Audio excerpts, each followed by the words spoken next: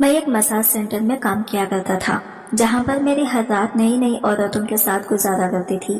اس massage centre کے بہانے ہمارے باس ہم سے 2 نمبر کام کروایا کرتے تھے۔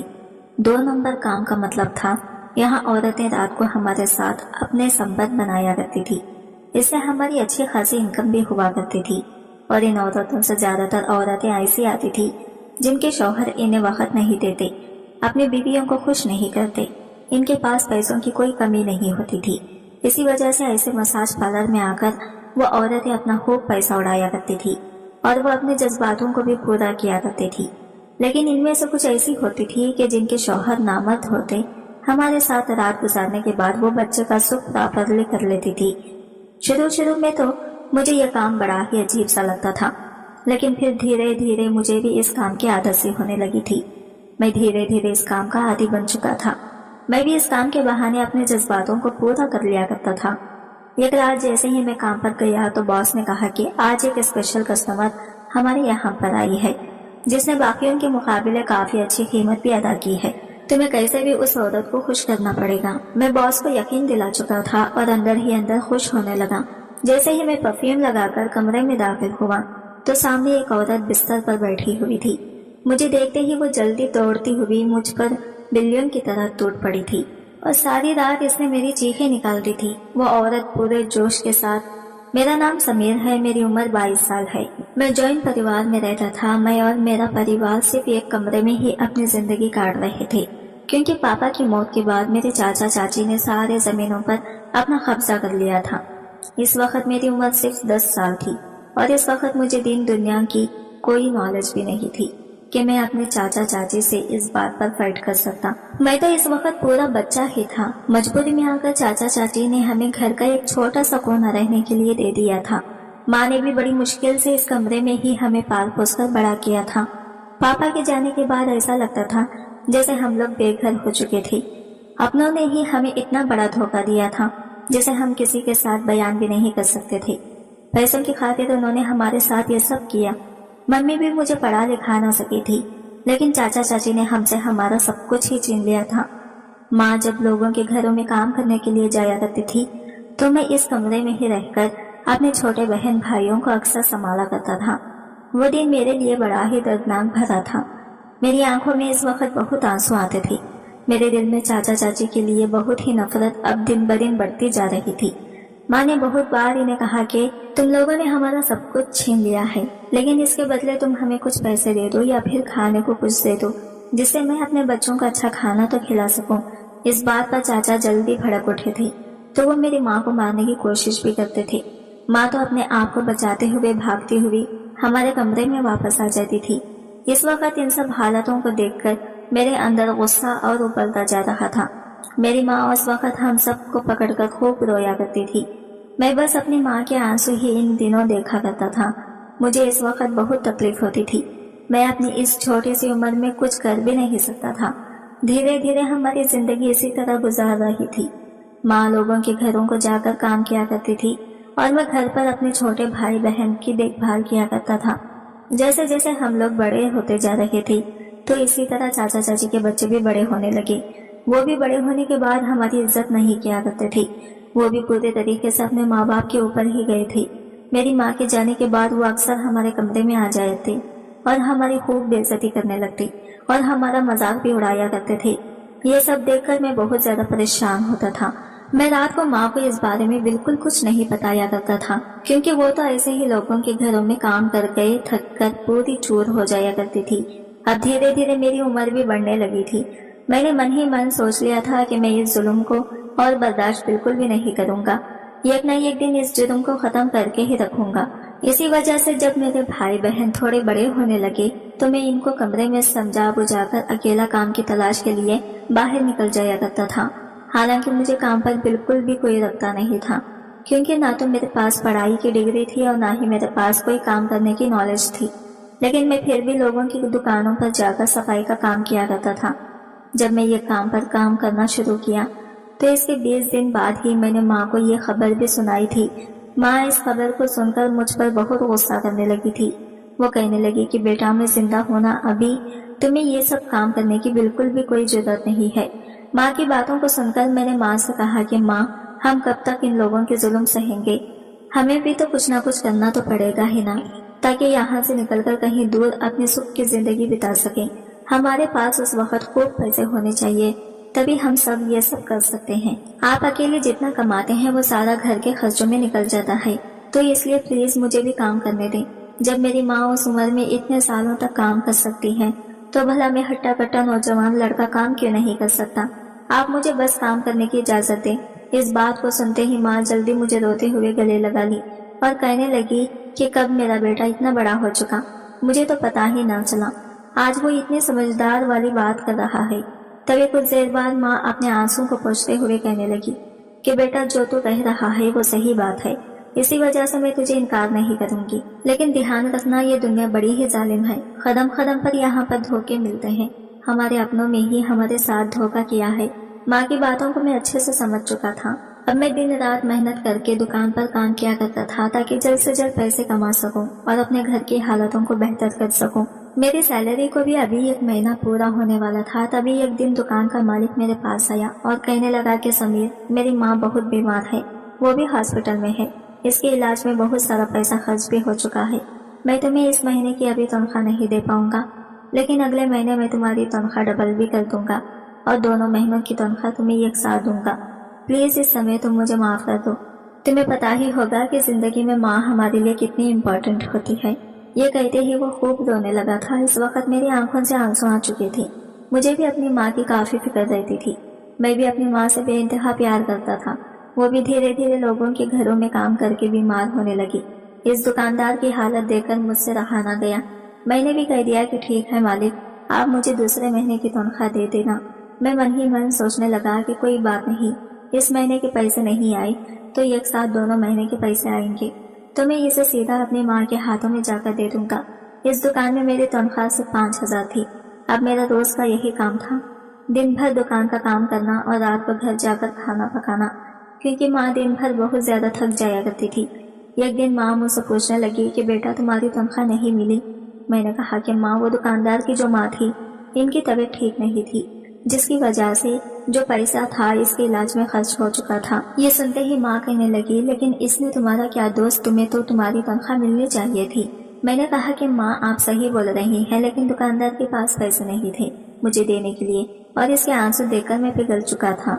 इसने कहा कि वो अगले महीने दोनों महीनों की तनख्वाह एक साथ दे देगा। ये बात सुनते ही माँ कहने लगी कि बेटा, अभी भी तुझे लोगों की परख बिल्कुल नहीं है। लोग हम जैसे लोगों से दिन रात मेहनत करके काम करवा लेते हैं, तनख्वाह आए तो वो लोग बहाने मारते हैं। तो बस अमल करे ना, ये ना हो तेरा दुकानदार फिर से अगले महीने तेरे साथ ये ना कर बैठे। माँ की बात सुनकर अब मेरा दिमाग जो था वो खुल चुका था। मेरे भी दिलो दिमाग में ही चलने लगा। इसी वजह से मैं एक दिन सुबह जल्दी चला गया था। तब मैंने देखा कि मालिक अपनी बीवी के साथ बात कर रहा था। वो कह रहा था कि हाँ, समीर को मैं पहला फुसलाकर इस महीने भी काम करवा लूंगा और उसे फिर से बहाने मार दूंगा। इसी तरह काम करते करते मैं अपना मतलब निकालता रहूंगा। इस बेवकूफ को कुछ भी नहीं पता चलेगा। ये सुनते ही मेरे होश उड़ चुके थे। मैं तुरंत दुकानदार के पास गया और इसका गिरेबान पकड़कर इसे पीटना शुरू कर दिया था। आज मेरे सब्र का बांध टूट चुका था। हर बार हमारे साथ ऐसा क्यों होता है? लोग हमारे साथ गद्दारी क्यों करते हैं? मेरे चाचा चाची ने भी हम लोगों के साथ धोखा किया था और अब इस दुकानदार ने भी। मैं इसे लगातार पीटता जा रहा था। इसे भी पता चल चुका था कि मैंने वो सारी बातें सुन ली हैं। इस पड़ोस के लोग भी सब लोग इकट्ठा हो चुके थे। वो हमें एक दूसरे से अलग कर रहे थे। मैंने तभी गुस्से में इन लोगों को भी इस दुकानदार की करतूतें बता दी थी। तभी वो लोग भी गुस्से से कहने लगे, ये दुकानदार की शिकायत हमें पहले भी मिल चुकी थी।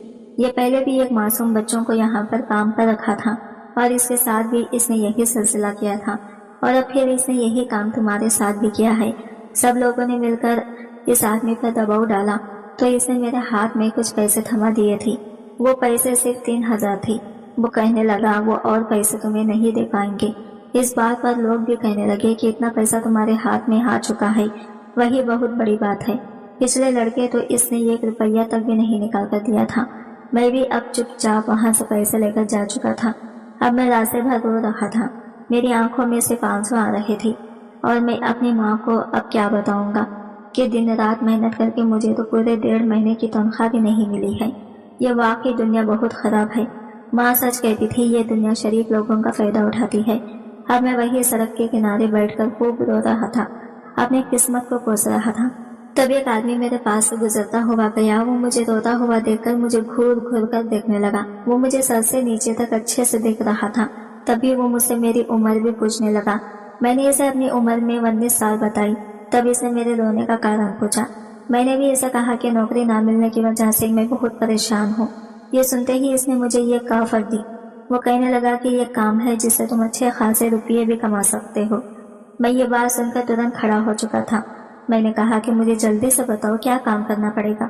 मैं सब कुछ काम करने के लिए तैयार हूँ, लेकिन इसके बदले मुझे अच्छी कीमत मिलनी चाहिए। तभी वो आदमी कहने लगा कि तुम्हें औरतों की मसाज करनी पड़ेगी, इसके बदले तुम्हें 25,000 रुपये मिलेंगे। इतनी बड़ी रकम सुनकर मेरे पूरे होश उड़ चुके थे। तभी वो आदमी भी कहने लगा कि अगर तुम ये काम कर सकते हो तभी मैं तुम्हें अपने साथ लेकर जाऊंगा, और आज से ही तुम्हें वो काम करना पड़ेगा और तुम्हें अच्छी खासी कीमत भी मिलेगी। इस आदमी की बात सुनकर मैं मन ही मन सोचने लगा था कि अगर हर महीने में इतने पैसे जमा कर लो तो हम लोग एक छोटा सा किराए का घर भी ले सकते हैं।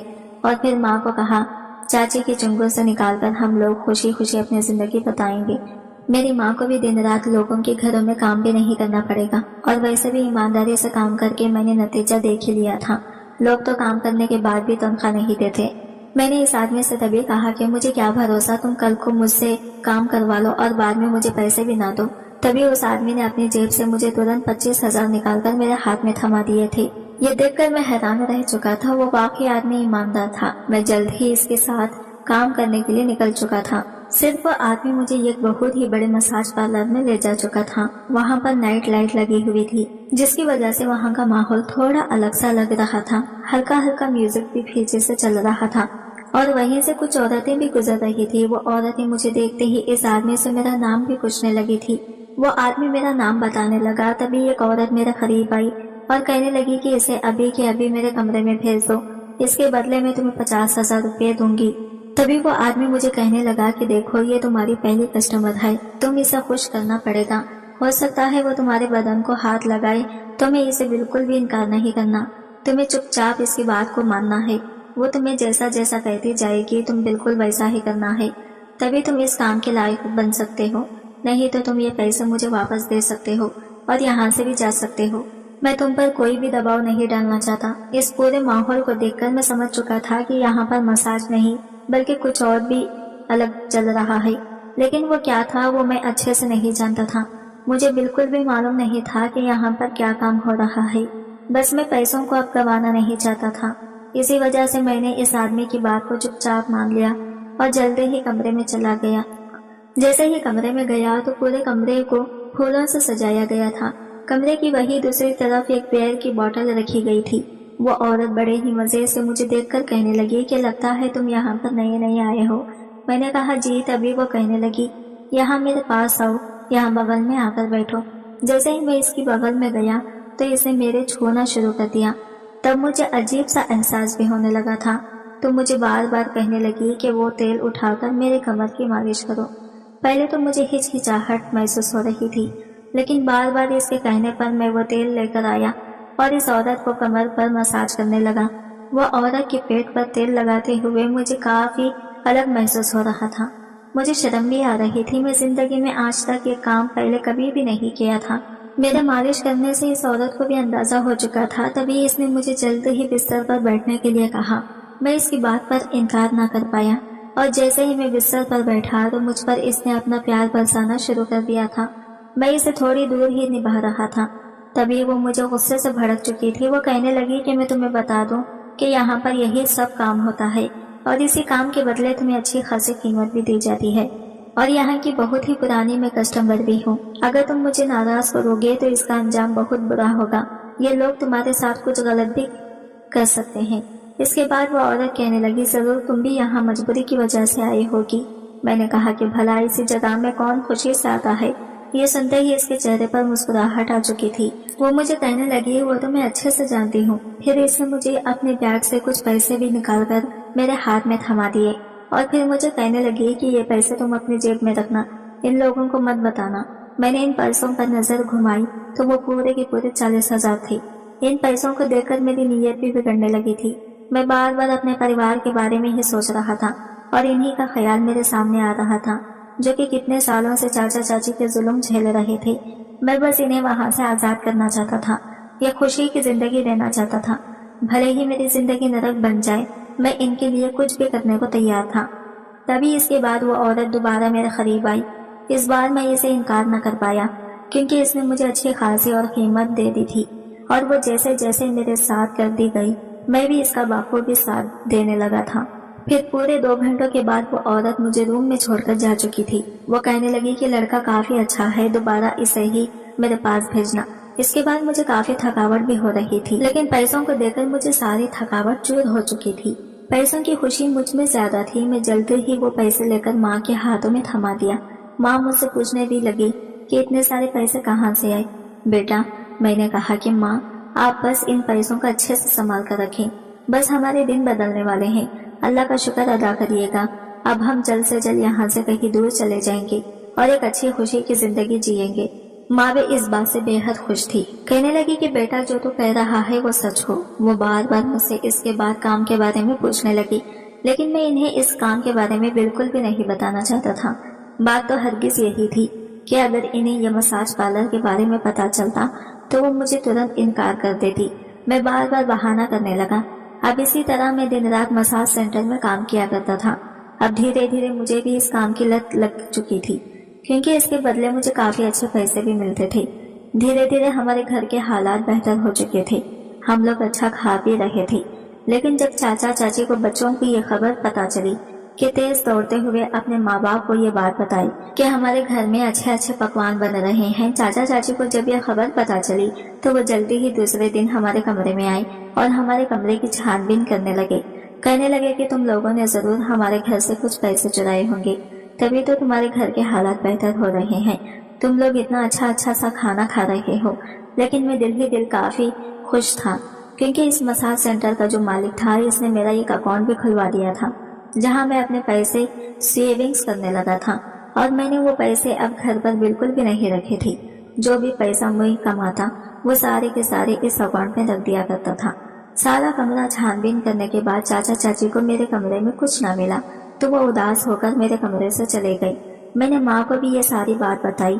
میں نے ماں کو کہا کہ ماں ہم جلدی اس گھر کو چھوڑ کر ہمیشہ کے لیے کہیں دور چلے جائیں گے، اس گھر سے جانا ہمارے لیے بہت ضروری ہے، میں جلد ہی کوئی دوسرا گھر ڈھونڈنے والا ہوں۔ تبھی ماں کہنے لگی کہ میں یہ سب بالکل بھی چھوڑ کر نہیں جا سکتی، یہ سب تو تیرے پاپا کا ہی ہے کیونکہ یہاں تمہارے بیٹا کی یادیں جڑی ہیں، پاپا نے بہت مشکل اور محنت کر کے یہ سب کچھ بنایا ہے۔ وہ بات الگ ہے تمہارے پاپا کے جانے کے بعد تمہارے چاچا چاچی نے ان سب پر اپنا حق جما لیا ہے، انہوں نے لالچ میں آ کر ہمیں ہی دھوکہ دے دیا۔ میں نے ماں کی بات سن کر کہا کہ ماں تم پریشان مت ہو، میں اس کا بھی جگاڑ جلدی ہی جلد کچھ نکال لوں گا، لیکن ابھی ہمیں یہاں بالکل بھی نہیں رہنا چاہیے۔ اگر ہم جی بھی پیسے کمائیں گے اور اپنے اوپر خرچ کریں گے تو ان لوگوں کو ہم پر شک ہو جائے گا اور اس کے بعد ہمارے ساتھ یہ لوگ کچھ اور بھی برا کر سکتے ہیں۔ ماں کو بھی یہ بات میری صحیح لگی تھی، کچھ اور بھی برا کر سکتے ہیں۔ ماں کو بھی یہ بات میری صحیح لگی تھی کیونکہ چاچا چاچی ہمارا اچھا بالکل بھی نہیں چاہتے تھے۔ پھر میں نے ایک ہفتے کے اندر ہی ایک نیا گھر بھی ڈھونڈ لیا تھا۔ رات کو ہی ہم لوگوں نے اس گھر کو چھوڑنے کا پلان بنایا تھا۔ جیسے ہی رات کے 2 بجے تو ہم لوگ چپکے سے اس گھر سے نکل گئے تھے۔ ہم جانے کے وقت کافی دکھی بھی ہو رہے تھے کیونکہ یہاں ہم نے اپنا بچپن دیا تھا، لیکن ہمارے پاس اب کوئی راستہ بھی نہیں بچا تھا۔ نئے گھر میں جاتے ہی میرے چھوٹے بھائی بہن بہت خوش تھے۔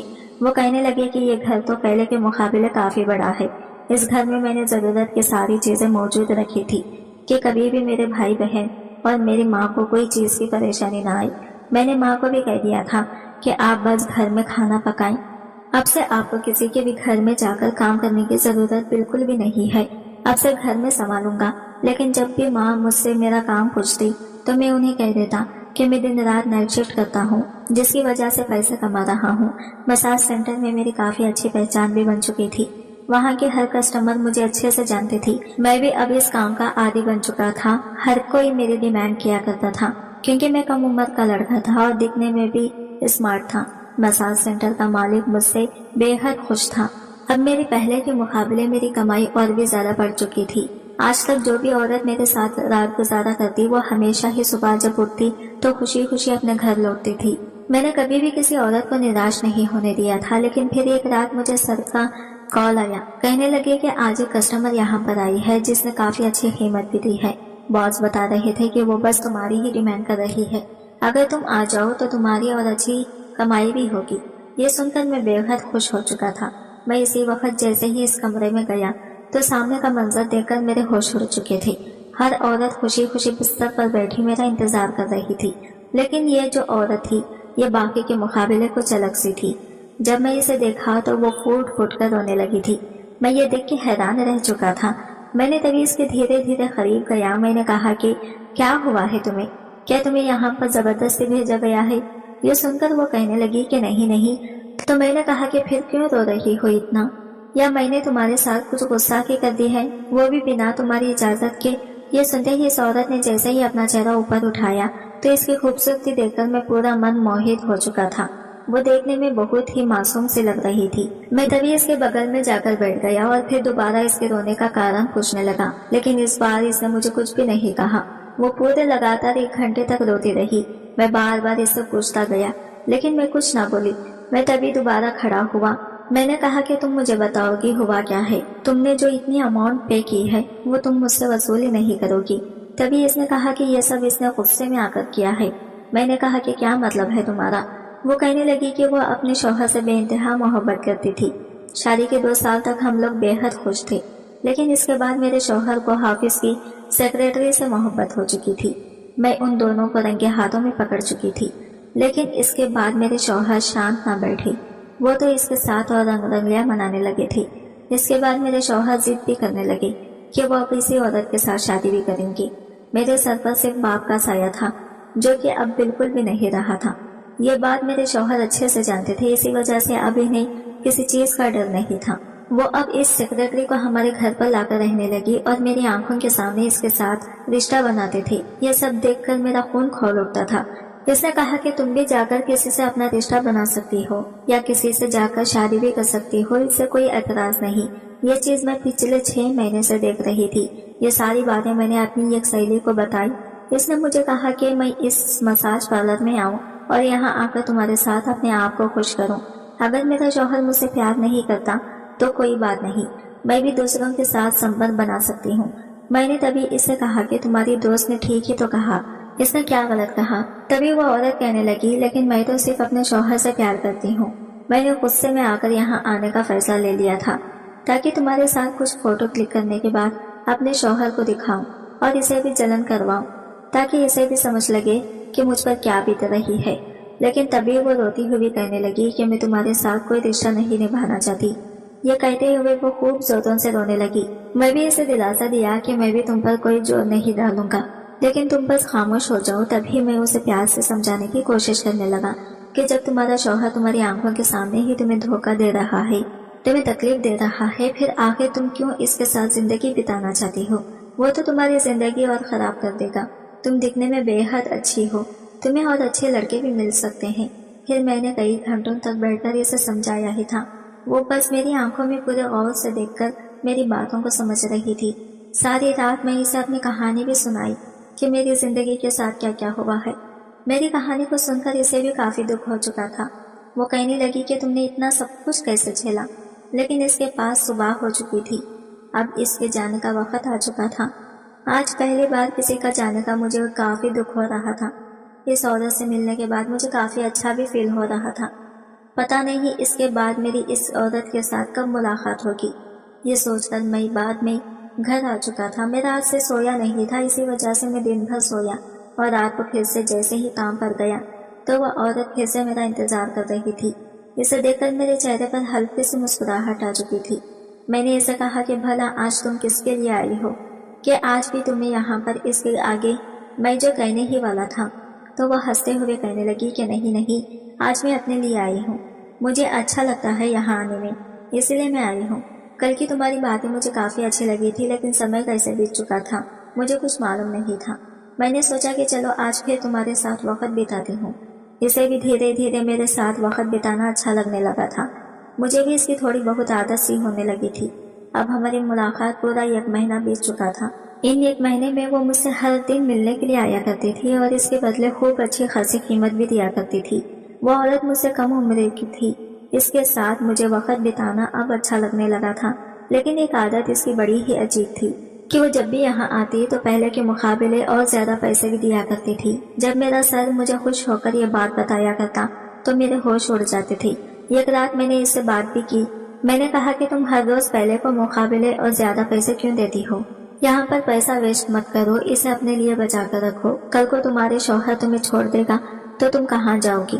تبھی وہ کہنے لگی یہ تو میں تمہارے لیے دیتی ہوں۔ یہ سن کر میں چپ ہو چکا تھا، تب اس نے میرا ہاتھ پکڑ لیا اور مجھے کہنے لگا کہ سمیر میں تمہیں دھیرے دھیرے تمہیں چاہنے لگی ہوں، تمہارے ساتھ مجھے وقت بتانا اب مجھے اچھا لگنے لگا ہے، میں دھیرے دھیرے اپنے شوہر کو بھی بھول چکی ہوں، میرا شوہر میرے سامنے ایسی ایسی حرکتیں کرتا ہے لیکن اب مجھے اس سے کوئی بھی لینا دینا نہیں، میرا شوہر تو اس عورت سے شادی کر کے بھی گھر میں لے آیا ہے اور میرے سامنے ہی سب کچھ کرتا ہے، لیکن اب مجھے ان لوگوں سے بالکل کوئی فرق نہیں پڑتا۔ یہ سن کر میں خوش ہو چکا تھا، میں نے کہا تبھی تو میں چاہتا تھا کہ تم اپنی زندگی میں آگے بڑھو، جس نے جو کیا ہے اسے بھی اس کی کیے کی سزا مل ہی جائے گی۔ اس وقت وہ عورت کہنے لگی کہ میں بھی اپنی زندگی میں آگے بڑھنا چاہتی ہوں اور میں وہ تمہارے ساتھ پڑھنا چاہتی ہوں، میں تمہارے ساتھ شادی کرنا چاہتی ہوں، اپنی زندگی بتانا چاہتی ہوں۔ یہ سن کر میں چپ ہو چکا تھا، میں نے کہا کہ تم میرے حالاتوں کے بارے میں اچھے سے جانتی ہو۔ وہ کہنے لگی کہ میرے پاپا کی پراپرٹی بہت ساری ہے، پیسوں کی کوئی کمی نہیں ہے، ہم لوگ وہاں چلے جائیں گے رہنے کے لیے، ساتھ میں تمہاری ماں اور بھائی بہن بھی وہیں پر رہیں گے، وہیں پر تم میرے پاپا کے کاروبار کو اچھے سے سنبھالنا، میں تمہاری مدد بھی کروں گی کاروبار سنبھالنے میں، کیونکہ شوہر سے ڈیورس ہونے کے بعد کاروبار پھر میرے ہاتھوں میں آ جائے گا، اس کے بعد بھائی بہن کی بھی اچھی سے جگہ تم شادی کر دینا۔ مجھے بھی یہ بات اس کی صحیح لگی تھی، میں نے بھی اس کی بات پر رضامندی بتائی، لیکن تبھی میں نے کہا کہ میں بھی اپنے چاچا چاچی سے سب کچھ چھیننا چاہتا ہوں جیسا انہوں نے مجھ سے چھینا تھا، انہوں نے میرے پاپا کا زمین جائیداد پر قبضہ ڈال دیا۔ یہ سنتے ہی وہ عورت مجھے کہنے لگی کہ تمہیں اس کی فکر کرنے کی بالکل بھی کوئی ضرورت نہیں ہے، میں اچھے سے اچھا لائر تمہارے لیے ہائر کروں گی۔ وہ عورت جو تھی وہ پڑھی لکھی عورت تھی، اس نے ان سب میں میرا بخوبی ساتھ دیا تھا اور جلدی ہی میرے ماں کو میرے پاپا کی ساری زمین جائیداد سب واپس مل چکی تھی، وہ چاچا چاچی کو بھی ان کی کیے کی سزا مل چکی تھی۔ ماں بے حد خوش تھی، ماں کی خوشی دیکھ کر میں بھی من ہی من میں بہت ہی خوش تھا۔ پھر میں نے ماں کو اس لڑکی کے بارے میں بتایا تھا، اس کے بعد اسی لڑکی سے میں نے شادی بھی کر لی۔ دھیرے دھیرے میں نے اپنے دونوں بھائی بہنوں کی شادی بھی کروا دی اور اس کے بعد ہم سبھی مل کر خوشی خوشی رہنے لگے۔ تو دوستوں، اگر آپ لوگوں کو یہ کہانی پسند آئی ہے، ہمارے چینل کو سبسکرائب ضرور کریں۔